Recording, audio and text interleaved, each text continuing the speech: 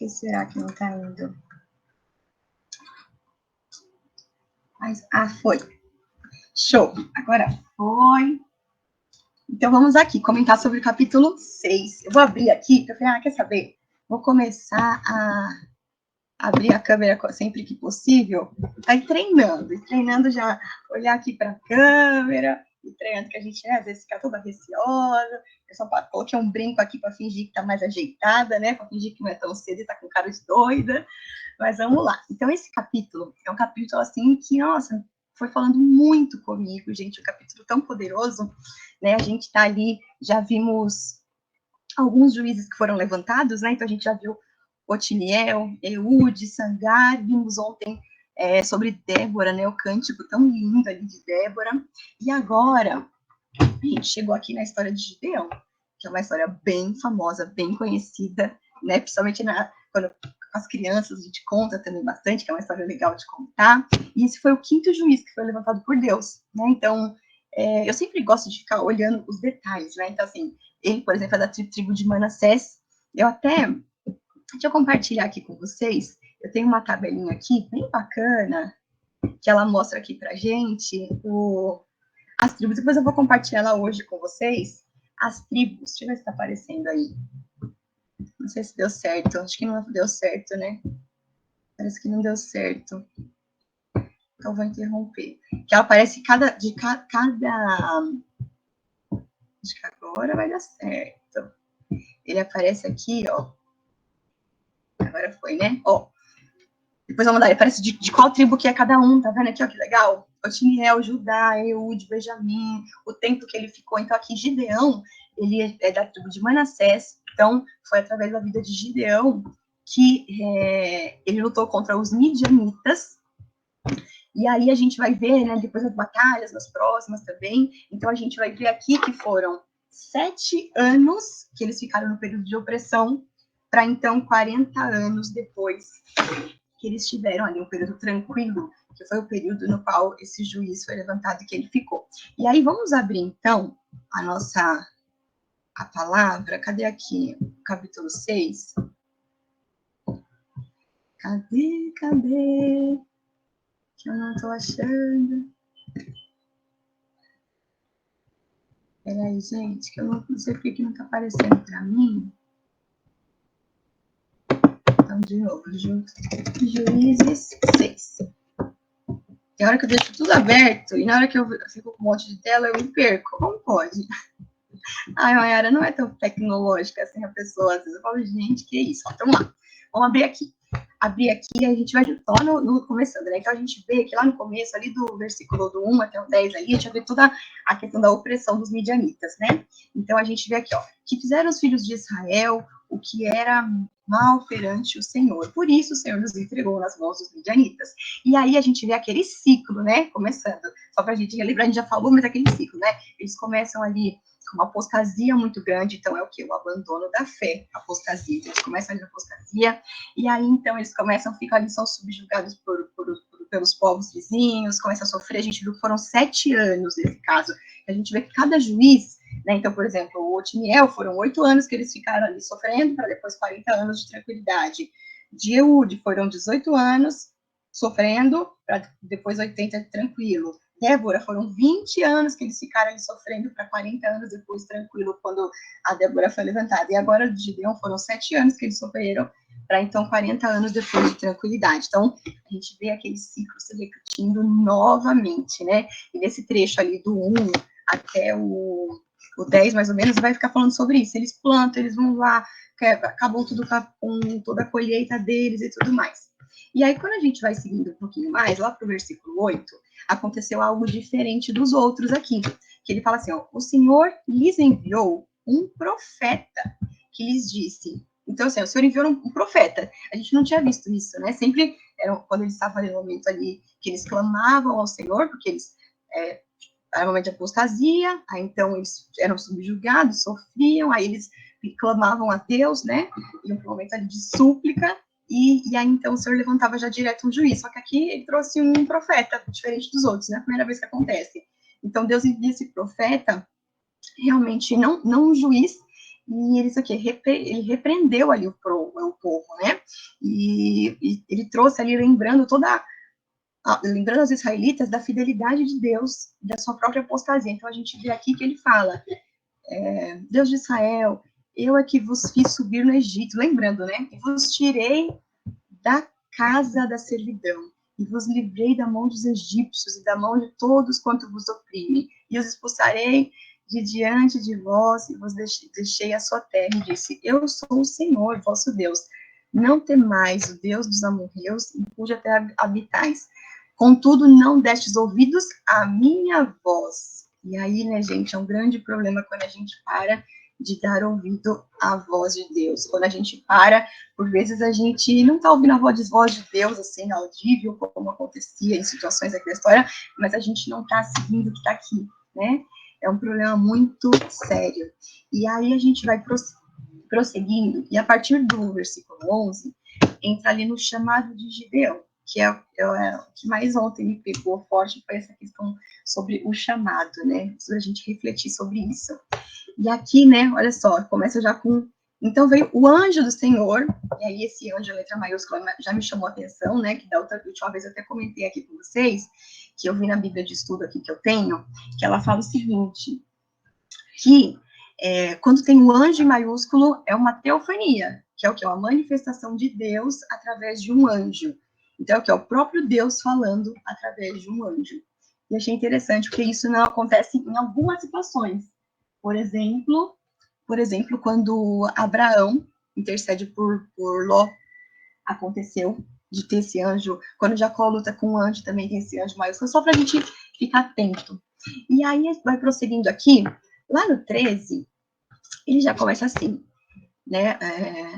Aí o anjo diz o seguinte, o Senhor é contigo, então aqui no 12 antes. Então, o anjo do Senhor lhe apareceu e lhe disse, o Senhor é contigo, homem valente. E aí ele vai lá e já começa, né? Ai, Senhor, começa já ali murmurar, se o Senhor é conosco, por que não sobreveio tudo isso, né? Então ele já começa ali a jogar a culpa para Deus, né? Atribuir a culpa ali a Deus. E aí isso ontem aqui, né, foi gerando uma reflexão aqui, eu ia colocar aqui, não sei se vai dar, foi gerando aqui uma reflexão no meu, para mim, de assim, o povo, que eles estavam o quê? Colhendo as consequências das escolhas deles, as escolhas de rebeldia, de falta de fé, de desobediência.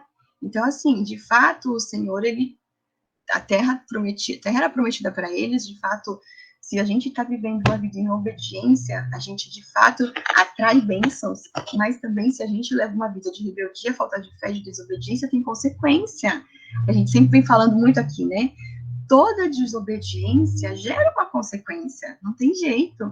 E aí aqui, fiquei refletindo, como por vezes nós, na nossa vida, também somos assim com Deus. Às vezes acontece algo na nossa vida e a gente questiona Deus, né, de como parece que Deus nos esqueceu, só que a gente tem que lembrar que tudo que a gente planta, a gente colhe. E o interessante da questão de plantio e colheita é que tem coisas que a gente não vai colher imediatamente, que ela demora. Então, às vezes, a gente, uma certa desobediência, uma falta de fé ali, uma desobediência, ela vai gerar uma consequência que ela não é percebida imediatamente. Às vezes a gente só vai realmente perceber futuramente, assim como essa analogia de plantio e colheita. E aí, por vezes, a gente está plantando coisas, está colhendo, né? Colhendo coisas ruins, e aí a gente precisa parar e se perguntar, né? O que foi que eu plantei lá atrás? Que estava em desacordo com a palavra de Deus? Qual foi o princípio que eu deixei de viver lá atrás, que agora eu estou colhendo isso aqui agora? E a gente precisa viver uma vida também de autorresponsabilidade, né? Porque a gente também faz isso com Deus, às vezes. Quem nunca fez isso? Mas algo que eu levo para minha vida, assim, que eu aprendi, que é muito forte, é a gente entender que a nossa vida tem que ser uma vida de arrependimento, não de culpa. Porque às vezes a gente realmente planta coisas ruins, né? A gente planta coisas que não fazem sentido, mas aí a gente vive na culpa. E que a gente realmente não viva na culpa, que a gente viva no arrependimento. Porque a culpa, na verdade, eu não sei se todos já estavam aqui quando eu comentei, mas assim, eu sempre comento essa questão de arrependimento e culpa, porque o arrependimento, ele te leva para me arrependi, vou pedir perdão e vou mudar a minha atitude. Agora a culpa não, né? A culpa você fica naquela coisa, assim, naquele vitimismo, naquela coisa que não vai fazer você mudar, e isso não leva a nada. Então, realmente, que nós possamos sempre tomar a decisão de ver uma vida de arrependimento. Que o Davi era um homem que era segundo o coração de Deus e que tinha isso de se arrepender muito rápido, né? Ele errava, porque é humano, a gente também erra, mas se arrepender rápido e rapidamente você mudar. E isso é muito poderoso, né? Então, aqui você vê que Gideão teve mais uma atitude de se vitimizando um pouco, né? Jogando a culpa. E aí, prosseguindo aqui no 15 a gente vê o seguinte, que ele fala assim, ó, cadê aqui, ó? Então, o anjo foi lá e falou, né, que ele era aqui no começo, ele falou que o Senhor é contigo, homem valente. E aí ele questionou Deus e tal, e aí então se virou o Senhor para ele e disse, vai na tua força e livra Israel das mãos dos midianitas. Porventura não te enviei eu? E aí vamos lá, no 15, o que ele diz? Ele diz o seguinte, ai, Senhor meu, como que livrarei Israel? Eis que a minha família é a mais pobre de Manassés, e eu, o menor da casa de meu pai.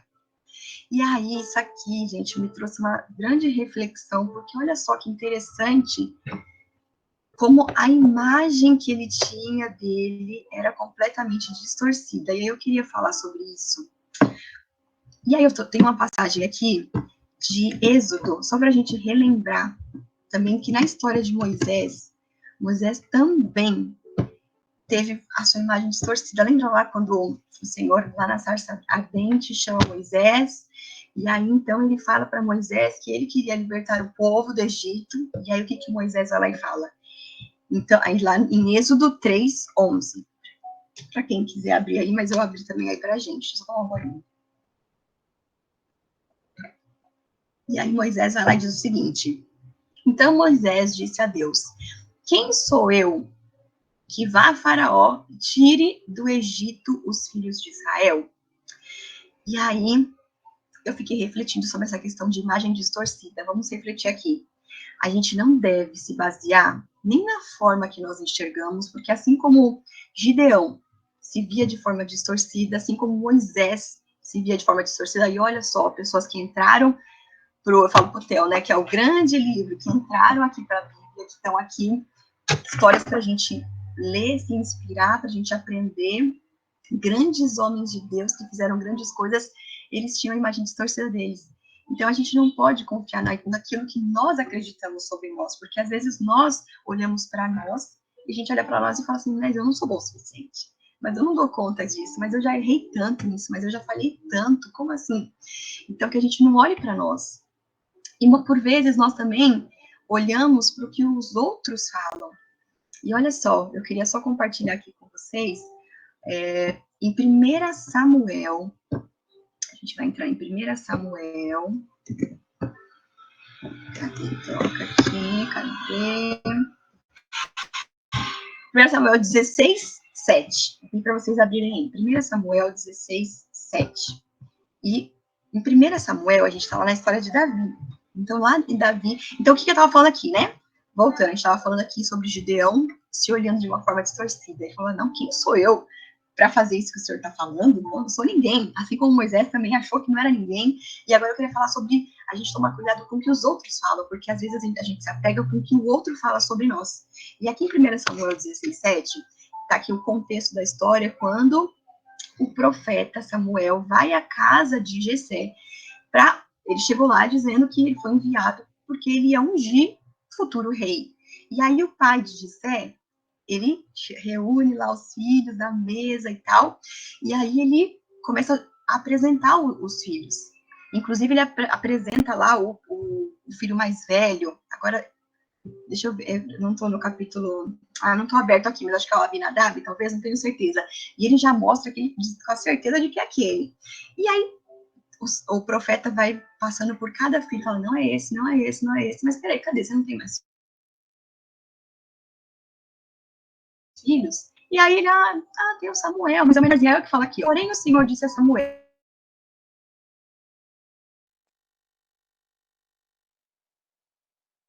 Era o menorzinho ali, pastorzinho de ovelhas, sabe? Ele tava confiando, assim, no filho, que era o filho ali, o valentão, que era do exército e tal.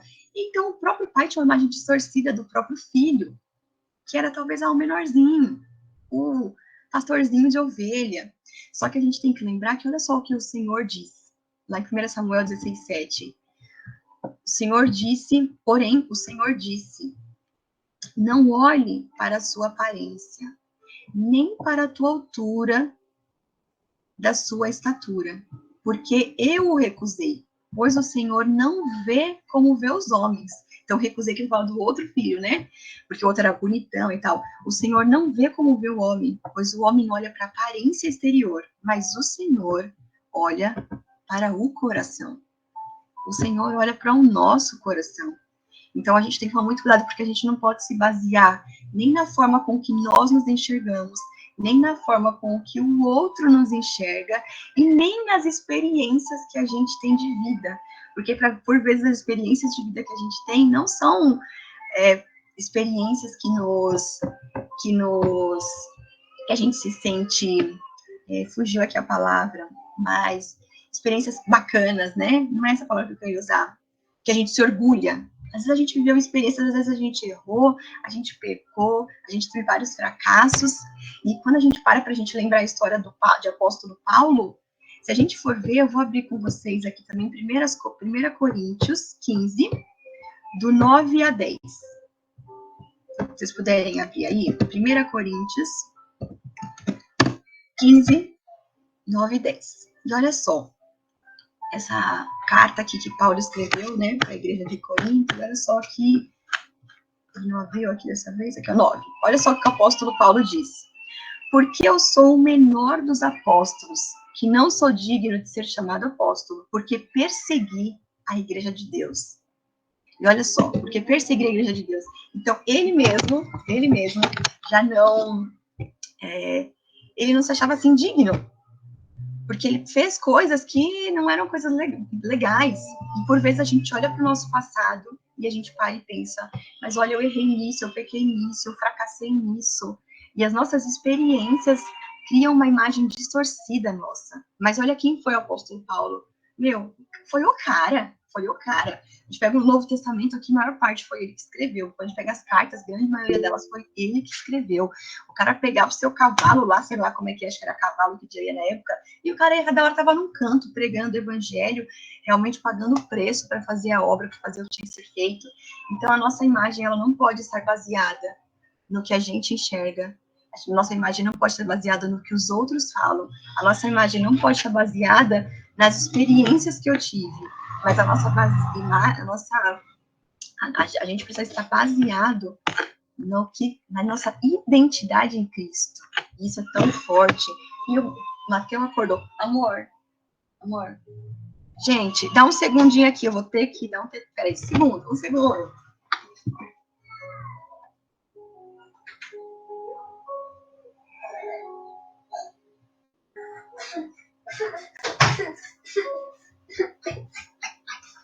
Pronto, agora cheguei. Então, a gente precisa está com a nossa identidade em Cristo firmada. Porque a realidade é que não importa o que disseram, não importa o que acham, mas o que importa é o que Deus fala sobre mim. O que importa é ter uma palavra de Deus. O que importa é saber que eu sou. Eu falo para os meninos, né? Eu até falo para eles memorizarem, a gente faz com a mão. Eu falo, filhos, né? Eu falo, vocês são filhos amados, vocês são filhos amados, perdoado, justificado, abençoado, escolhido, chamado. Aí eu falo, forte, corajoso. Não importa o que falaram, o que acham, o que eu vivi, o que importa é o que Deus falou sobre mim. É isso que a gente precisa, que eu sabe, todo momento eu sempre fortaleço. Lembrar essa identidade em Cristo. Quem que nunca, né, teve uma crise de identidade? Com certeza eu já tive, mas a partir do momento que eu conheci a palavra e que eu entendi o que o Senhor fala sobre mim, o que eu sou nele, a minha identidade em Cristo, a gente se torna outra realidade. Então, que a gente possa realmente, né, eu queria que a gente possa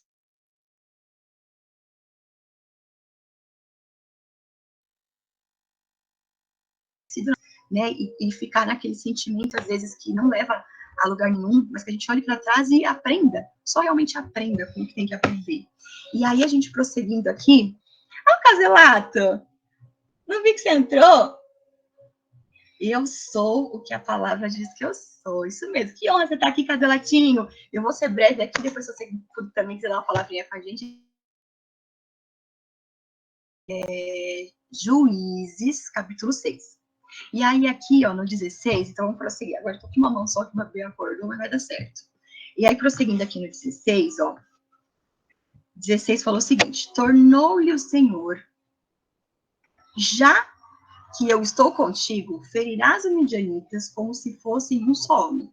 E ele respondeu: se agora achei mercê diante de teus olhos, dá-me um sinal. Ah, tá, não, então não era isso que eu queria falar, não. Só 16 aqui, ó. Então aqui ele está falando: já que eu estou contigo. E aí me veio aqui a lembrança, o versículo de Isaías 43, 13, que eu vou pedir para vocês, para quem quiser também poder abrir. De lá é um versículo também poderoso que fala o seguinte, abriu aí, né? Ainda antes que houvesse dia, eu sou. Ninguém há que possa fazer escapar das minhas mãos. Operando eu, quem impedirá? Tem algumas versões que falam, agindo eu, quem impedirá? E a gente tem que estar nessa confiança, né? Que se o Senhor está conosco, ele diz, agindo eu, quem impedirá? E aí, né, essa semana foi muito interessante ter caído esse capítulo aqui para mim, falando sobre chamado, porque aqui, né, a gente está vendo aqui em Juízes, que aqui o Senhor chama de Deus. E aí, aqui falando sobre chamado, segunda-feira lá com o Caselato, que entrou aqui hoje também, nós falamos sobre chamado, e na terça-feira, na capacitação, também foi falado um pouco sobre essa questão de atender o chamado, né, os propósitos do Senhor, e chamado é algo que vem mexendo muito comigo desde a semana passada, porque o chamado, ele tem a ver com quem nos chama, né, e a pessoa que nos chama, ela nos chama para fazer algo para ela, e às vezes a gente confunde as coisas, né, tem que ser uma coisa que eu gosto, aquilo. O chamado não tem a ver com o que eu gosto, com aquilo que eu gosto, deixo de gostar, o chamado tem a ver com fazer algo para o Senhor. Então, assim, às vezes a gente quer ficar olhando para muito. Eu falo por mim, né? Que teve uma época que eu fui nessa coisa da internet, esse olhar para dentro, descobrir as coisas de mim. E a verdade é que eu preciso tiver uma identidade em Cristo, porque quando eu tive uma identidade em Cristo, o propósito me encontra. E Deus nos chama para algumas coisas, não é? Quando a gente pega lá em Gênesis, Deus, ele lá em Gênesis já fala para a gente que a gente crescer e multiplicar e governar sobre todas as coisas. Então, o Senhor, ele nos chama para algumas coisas. Deixa eu até compartilhar aqui com vocês. Deixa eu ver se está vendo aí, peraí.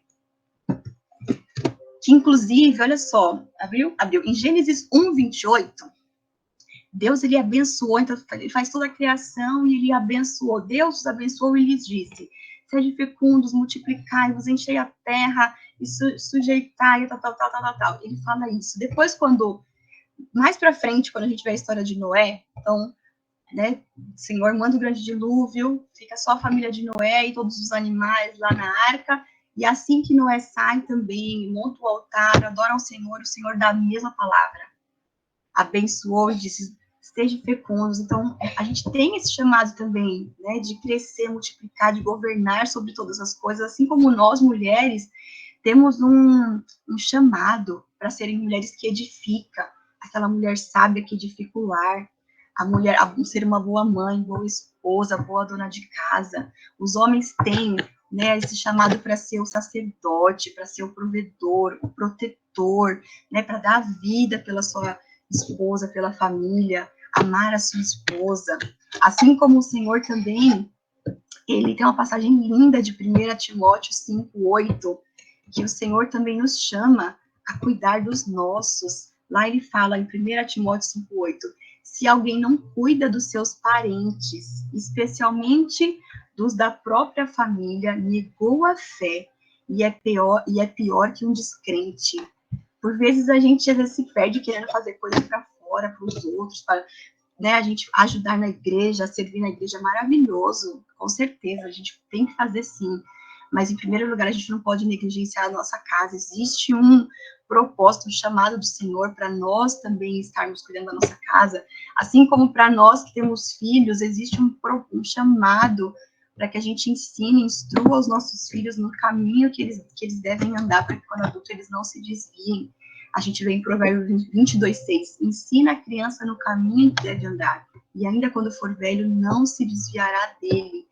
E tem tantas coisas, né? Nós somos chamados para fazer muitas coisas, mas eu queria refletir com vocês hoje mais, assim, profundamente, sobre o chamado que nós temos de ser. Olha só que interessante isso, né? De fato, o Senhor nos chama para fazer grandes coisas. Só que todo cristão tem um grande chamado. E esse grande chamado é de ser. O que é isso que eu quero dizer?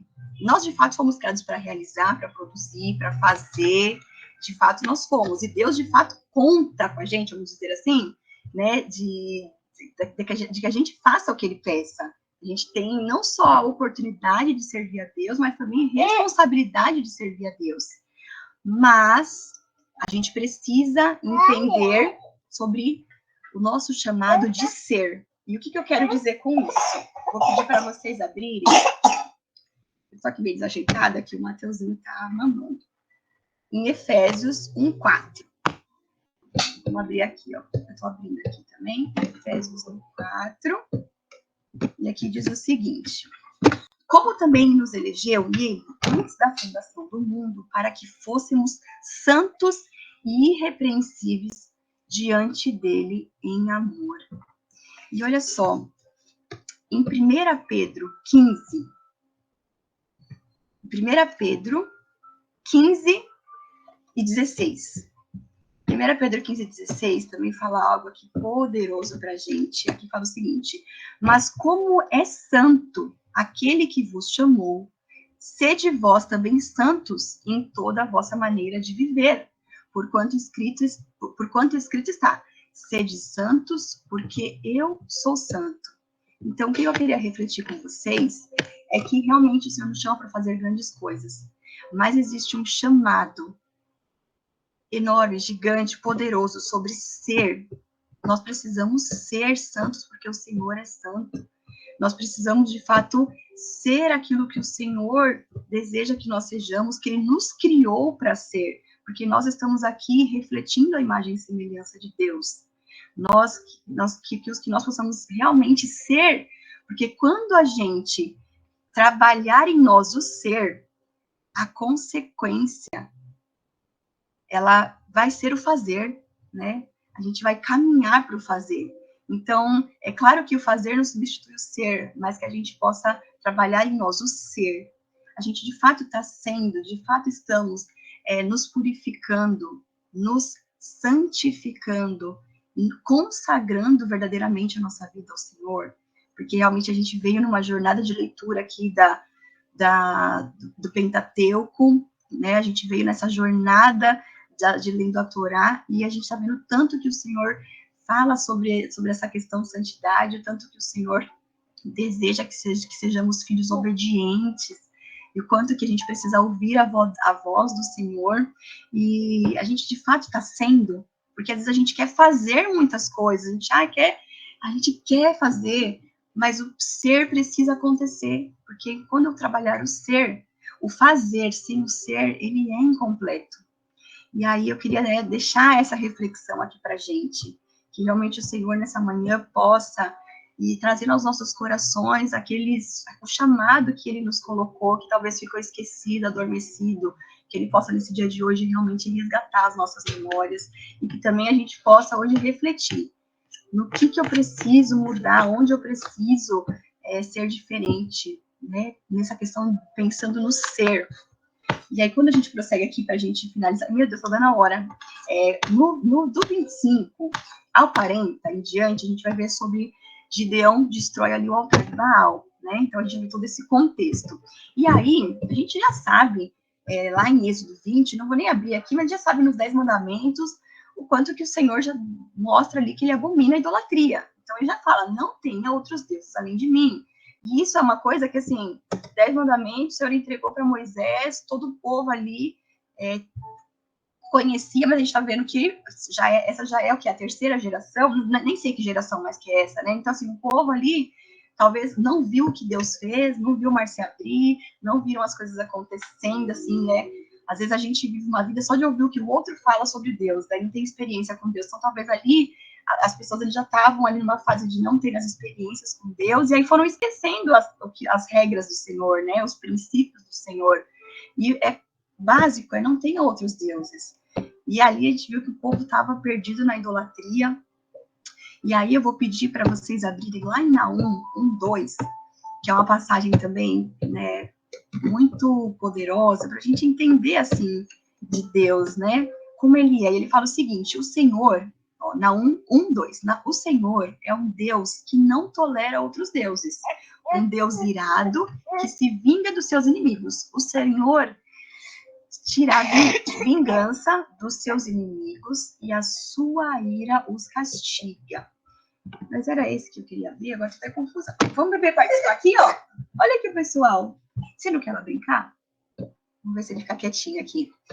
Enfim, então assim, a gente já sabe, já sabe de cor e salteado que não podemos ter idolatrias, né? E às vezes aqui a gente viu que o pessoal montou altar e tudo. Por vezes nós, na nossa vida, a gente tem idolatria, idolatra dinheiro, por vezes as nossas decisões são baseadas em dinheiro, não baseada no que o Senhor diz, mas baseado ali no dinheiro, a nossa expectativa, a nossa fé está no dinheiro. Por vezes a nossa idolatria é a nossa família, nosso marido, nosso filho.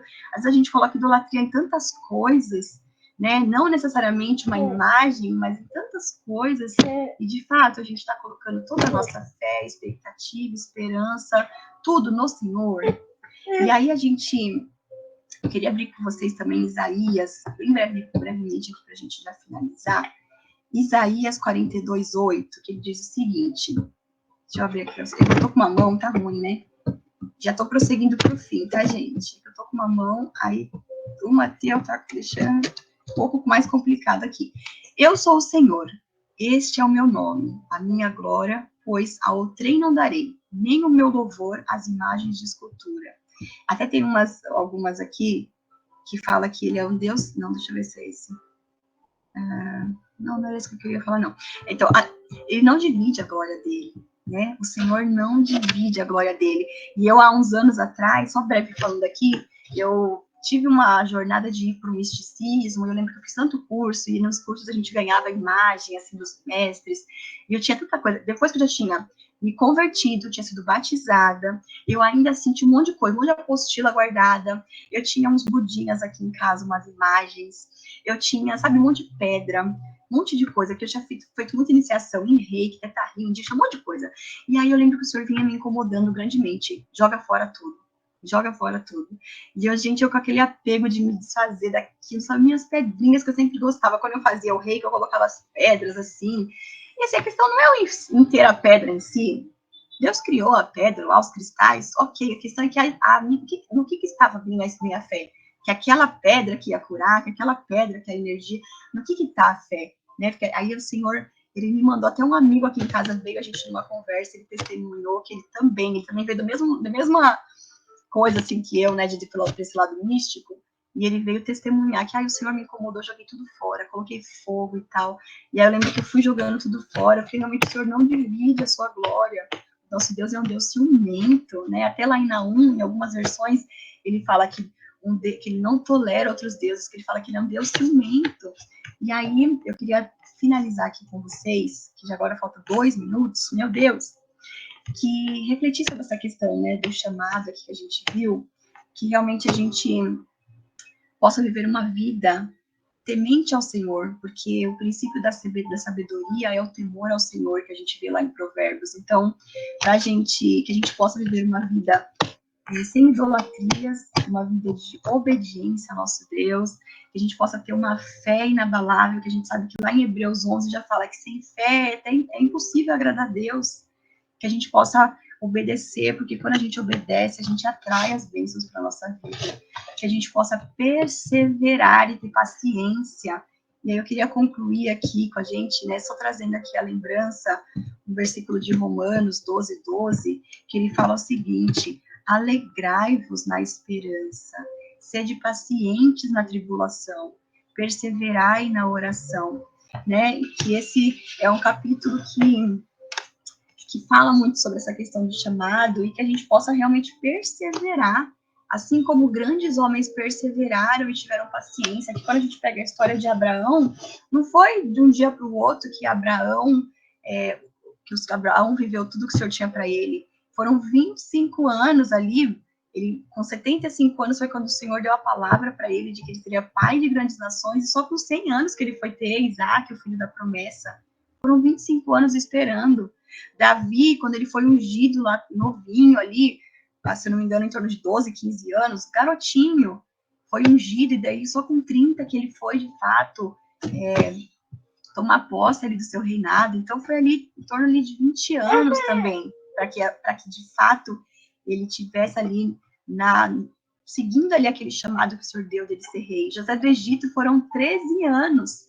Ele, com 17 anos, foi vendido como escravo. E só com 30 que ele realmente foi governador do Egito.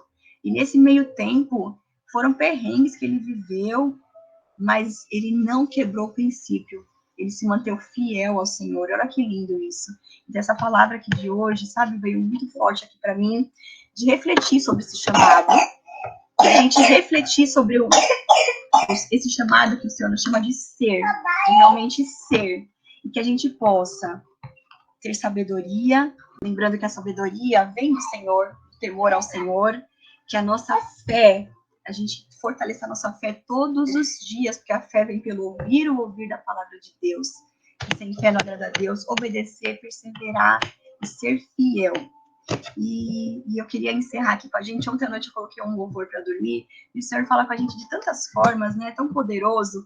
E ontem eu coloquei aqui, entrou uma música aleatória, e aí no final da música ele falava uma passagem de Isaías 43, 18, 19, que eu falei, que lindo, deixa eu compartilhar aqui. Ele fala o seguinte: mas agora o Senhor Deus diz ao seu povo, não fiquem lembrando do que aconteceu no passado.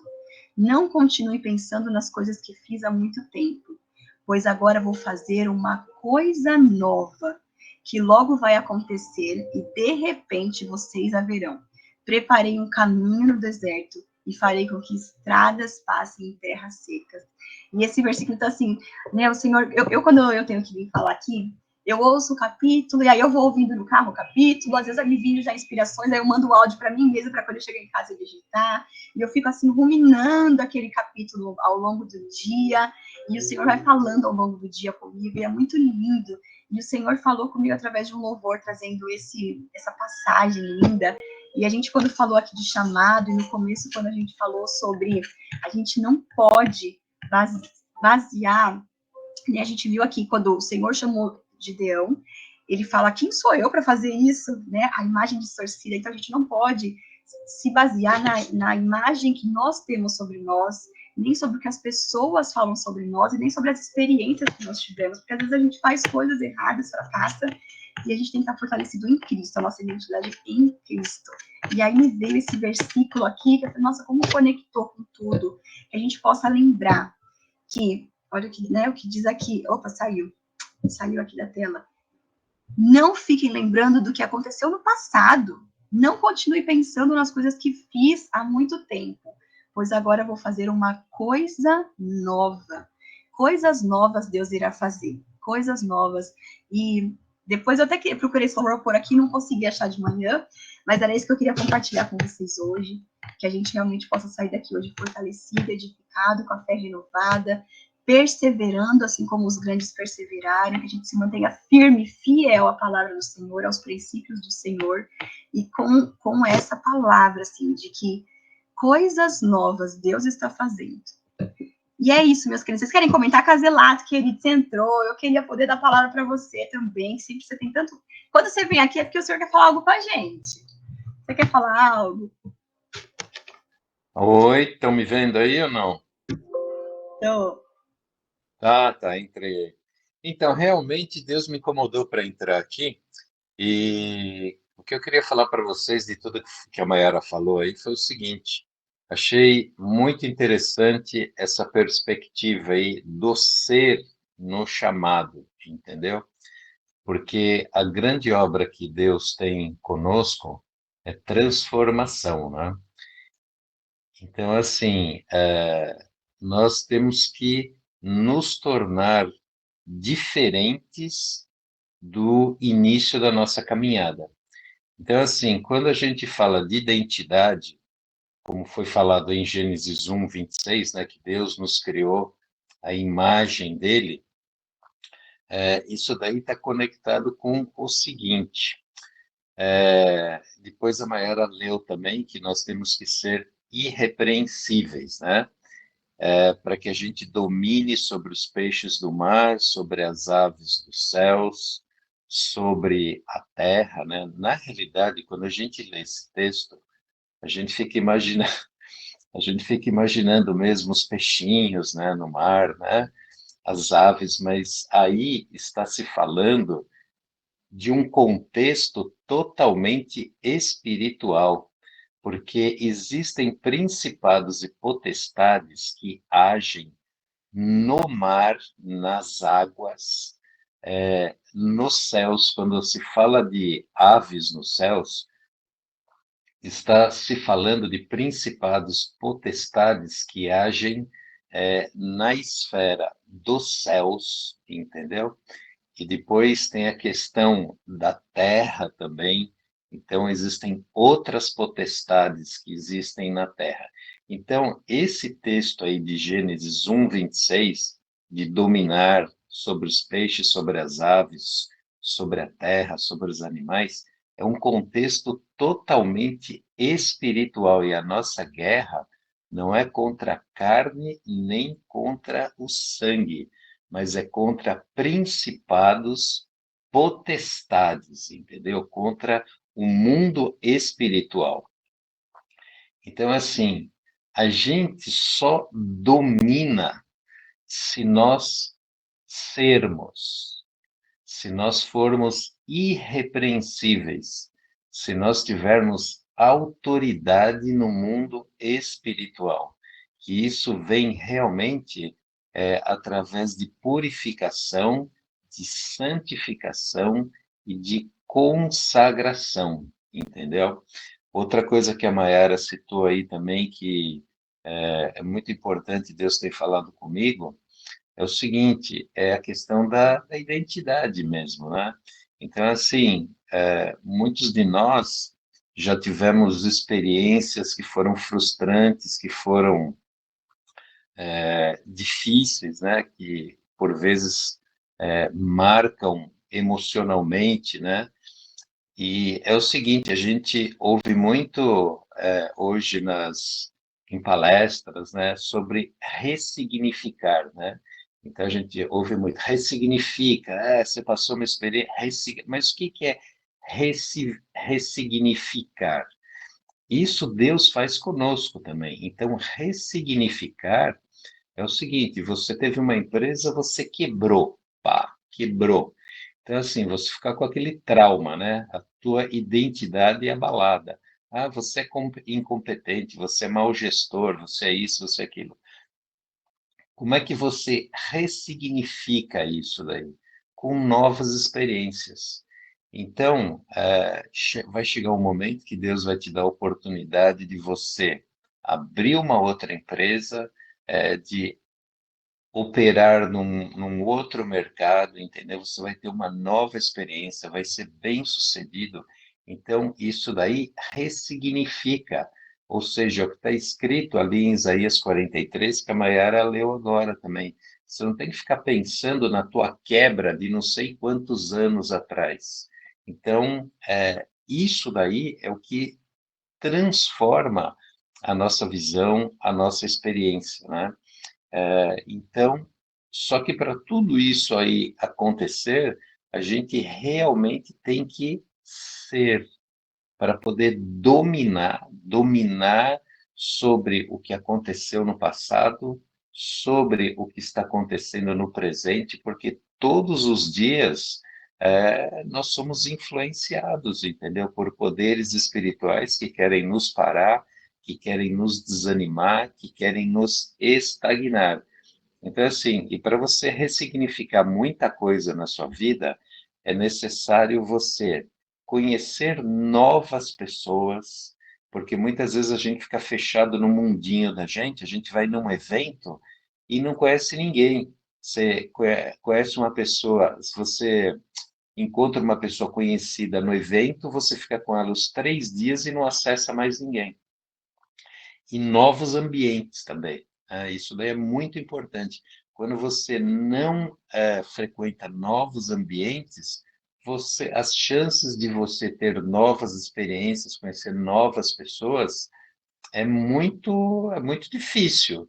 Então, assim, a gente sempre tem a tendência de sentar no mesmo lugar quando você vai na igreja, de você sentar no mesmo lugar quando você vai numa palestra, num seminário, entendeu? Então, assim, nós somos muito travados nesse sentido aí, né? Tá bom? E só queria terminar falando mais uma coisa, que a Mayara falou das idolatrias, né? Das pedrinhas, disso, daquilo, daquilo outro. Então, assim, todas essas coisas que a Mayara falou, isso daí são pontos de contato, entendeu? O que são pontos de contato no mundo espiritual? Funcionam como ímãs, entendeu? Então, quando você tem uma pedra que ela foi consagrada para um determinado fim, uma imagem, etc., aquilo funciona como um ponto de contato para que entidades espirituais tenham legalidade dentro da sua casa. Então, cuidado com o que você ganha também. Estou falando até de presentes, entendeu? De roupas. Que nem roupa usada, gente, pelo amor de Deus. Roupa usada vem cheia de energia, de frequência de quem usou, do ambiente onde estava, entendeu? Então, tudo isso aí se torna ponto de contato. Então, assim, quando você estiver andando na sua casa, vai orando, pedindo para o Espírito Santo te mostrar se tem algum ponto de contato ali que dá legalidade para a tua casa ser influenciada negativamente. Amém? É isso aí que eu queria falar só, tá bom? Um beijo para vocês aí. Amém, maravilhoso. Gratidão pelo participar. Alguém quer falar alguma coisa, gente, para a gente poder ir para a oração e finalizar? Se vocês quiserem falar mais alguma coisinha. Então podemos? Eu vou. Casila, já que você entrou, olha pra gente, para finalizar, porque Oro, o oro. Marcos vai, né? Ele vai falar no fundo. Então vamos lá. Mas ninguém então quer falar nada? Todos quietinhos. Tá todo mundo com sono aí. Senhor, nosso Deus e Pai, nós te louvamos, Senhor, pelo presente de podermos estar aqui nessa comunhão logo cedo, Senhor, de sermos abençoados com a tua palavra. Queremos te dar graças, Senhor, porque o Senhor é bom, o Senhor sempre nos ouve, o Senhor é Pai, o Senhor não é acusador, o Senhor é o Deus da segunda oportunidade sempre, sempre. Ainda que erremos, ainda que falhemos, o Senhor é o Deus que sempre está de braços abertos, pronto a nos perdoar, como um pai que ama em todo o tempo. Por isso nós queremos te apresentar esse dia, te entregar esse dia, e te pedir, Senhor, desde já, como está escrito ali em Salmos 91, que o Senhor daria ordem aos anjos a nosso respeito. Pai, dá ordem agora aos anjos certos, Senhor, para o dia de hoje. Anjos que operem em cada momento que nós viveremos no dia de hoje, Senhor. Anjos de segurança, anjos da área tecnológica, anjos da saúde, anjos cirurgiões, ou anjos que realmente guardam os santos, que somos nós, aqueles que são separados para te servir, Pai.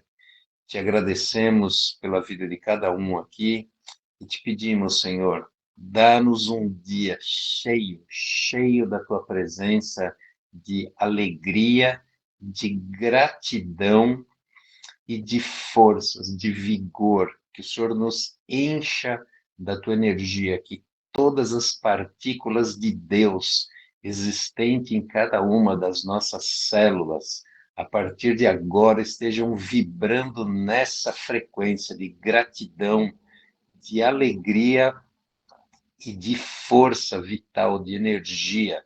É o que nós te pedimos em nome de Yeshua HaMashiach, nosso Jesus. Amém, amém e amém.